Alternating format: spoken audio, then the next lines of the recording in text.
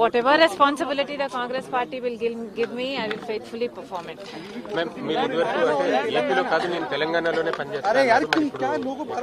Congress party నాకు ఏ బాధ్యత ఇచ్చినా ఏపీఏ కాదు అండమాన్ లో అయినా సరే నమ్మకంగా పనిచేస్తాం.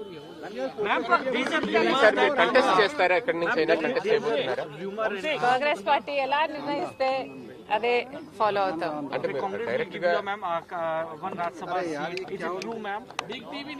We will know everything in the next couple of days. మీరు పార్టీని మెర్జ్ చేసే క్రమంలో ఏమైనా ఒప్పందం జరిగిందా?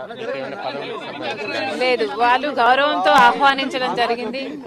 మేము రాజశేఖర్ రెడ్డి గారి కళ నెరవేర్చేందుకు బీజేపీ పార్టీని ఎలా అయితే కేసీఆర్ గారిని అక్కడ గద్దెదించామో బీజేపీ పార్టీ మన దేశానికి అధికారంలో ఉండడం మంచిది కాదు అని తలంచి రాహుల్ గాంధీని ప్రధానమంత్రిని చేసుకోవాలి, కాంగ్రెస్ పార్టీని అధికారంలోకి తీసుకురావాలి అని మనస్ఫూర్తిగా తలంచి చేరడం జరిగింది. మీరు అంటే తెలంగాణ అసెంబ్లీ ఎన్నికలకు ముందే ఈ ప్రయత్నం చేశారు, కానీ అప్పుడు సాధ్యపడలేదు కదా.